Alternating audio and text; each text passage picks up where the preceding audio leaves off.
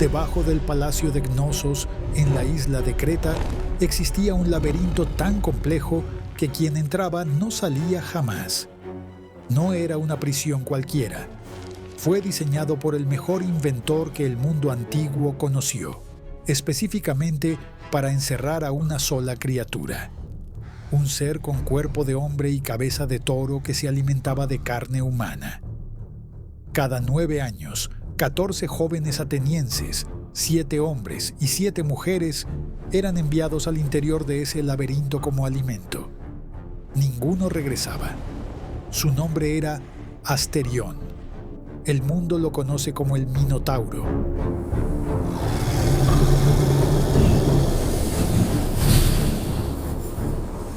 Su origen es una historia de orgullo, castigo divino y consecuencias que se acumularon durante generaciones. Según la Biblioteca de Apolodoro y las Metamorfosis de Ovidio, Minos era rey de Creta y quería demostrar que los dioses lo favorecían por encima de cualquier otro candidato al trono. Para probarlo, le pidió a Poseidón que enviara una señal. Le dijo que haría un sacrificio en su honor y le pidió que hiciera emerger un toro del mar.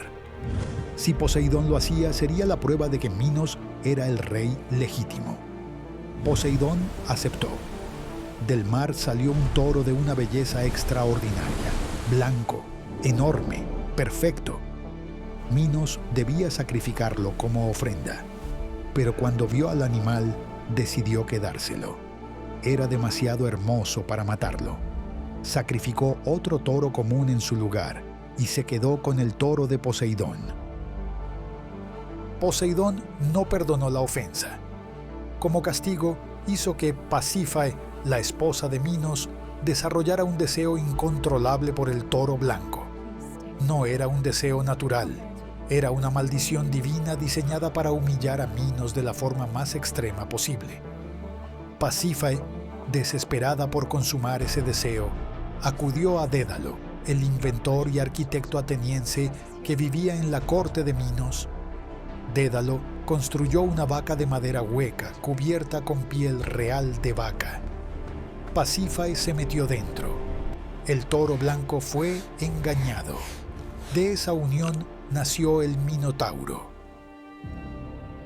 Su nombre real era Asterión, según Apolodoro. Minotauro no era un nombre propio, era una descripción. Viene del griego Minos y Tauros, que significa literalmente el toro de Minos.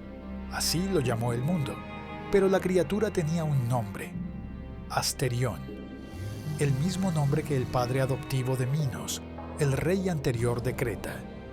No está claro si fue un acto de crueldad deliberada de Pasífae o simplemente una coincidencia mitológica, pero el monstruo llevaba un nombre real. Las descripciones físicas del Minotauro en las fuentes antiguas son menos detalladas de lo que se esperaría. Apolodoro lo describe simplemente como una criatura con cuerpo de hombre y cabeza de toro. Ovidio en las Metamorfosis lo llama semibovemque virum semivirumque bovem, que significa mitad hombre, mitad toro y mitad toro, mitad hombre.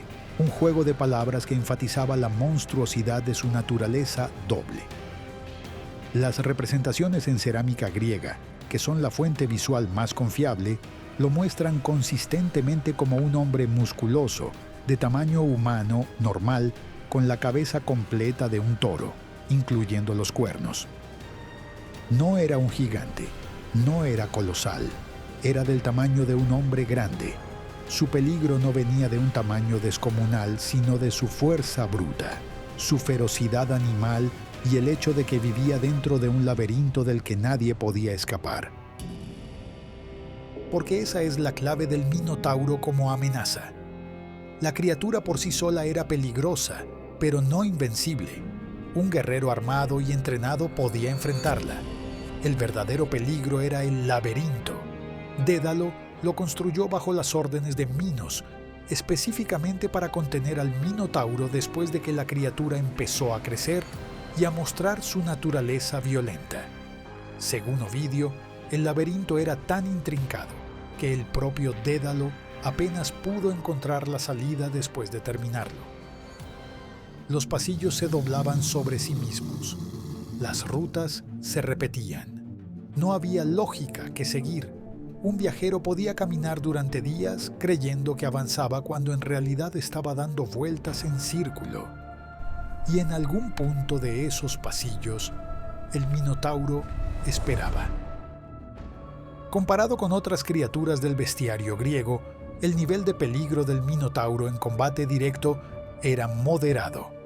No tenía las múltiples cabezas regenerativas de la hidra de Lerna. No tenía la mirada petrificante de Medusa.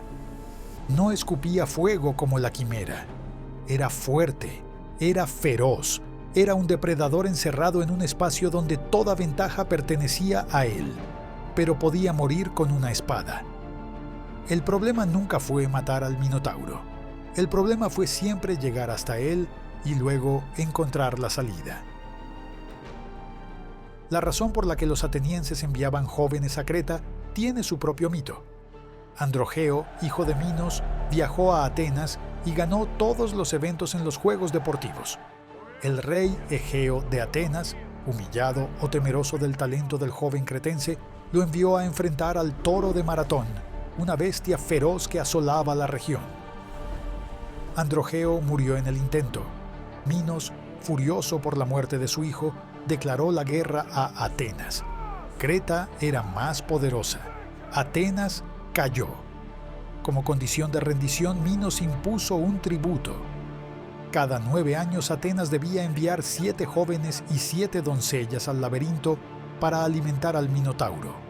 Era un castigo diseñado para humillar a Atenas generación tras generación. El tercer envío de jóvenes fue el último. Teseo, hijo de Egeo, se ofreció como voluntario para ir entre los 14. Su plan era matar al Minotauro y terminar con el tributo para siempre. Cuando llegó a Creta, Ariadna, hija de Minos, se enamoró de él. Ariadna acudió a Dédalo y le pidió una forma de sobrevivir al laberinto. Dédalo le dio la solución más simple y más brillante posible: un ovillo de hilo. Ariadna le entregó el hilo a Teseo. El plan era elemental: atar un extremo del hilo a la entrada del laberinto e ir desenrollándolo mientras avanzaba por los pasillos. Si encontraba al Minotauro y sobrevivía, solo tenía que seguir el hilo de vuelta hasta la salida.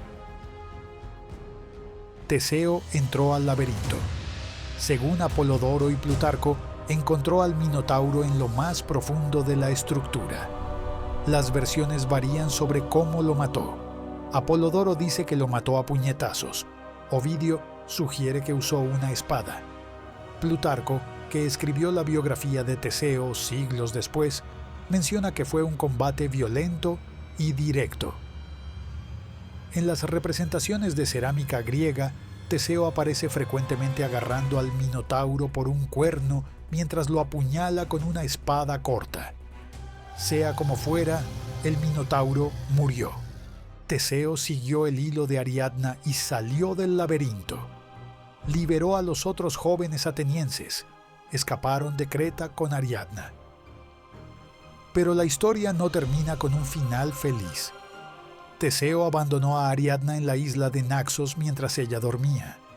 Las razones nunca quedaron claras. Algunas fuentes dicen que Dioniso se la reclamó como esposa. Otras dicen que Teseo simplemente la dejó. Y cuando Teseo se acercaba a Atenas, olvidó cambiar las velas negras de su barco por velas blancas, la señal que había acordado con su padre para indicar que había sobrevivido. Egeo, al ver las velas negras desde el acantilado, creyó que su hijo estaba muerto. Se arrojó al mar. Ese mar lleva su nombre hasta hoy, el mar Egeo. El Minotauro fue una criatura que existió por culpa de otros. Nació porque Minos engañó a Poseidón. Fue encerrado porque Minos no quiso asumir la consecuencia de su propio error. Fue alimentado con jóvenes inocentes porque Minos quería venganza contra Atenas. Y murió porque Teseo necesitaba ser un héroe. Asterión nunca eligió ser lo que era. Nunca eligió vivir en un laberinto. Nunca eligió comer personas. Los griegos crearon un monstruo que, si uno presta atención a la historia completa, era tan víctima como las personas que devoraba. Poseidón furioso un toro blanco envió, y Pasifa en la noche al toro se unió. En Creta nació el monstruo de fuerza sin par, el Minotauro para aterrorizar. Dédalo el laberinto, un encierro fatal, hasta que Teseo lo enfrentó para darle fin. Minotauro.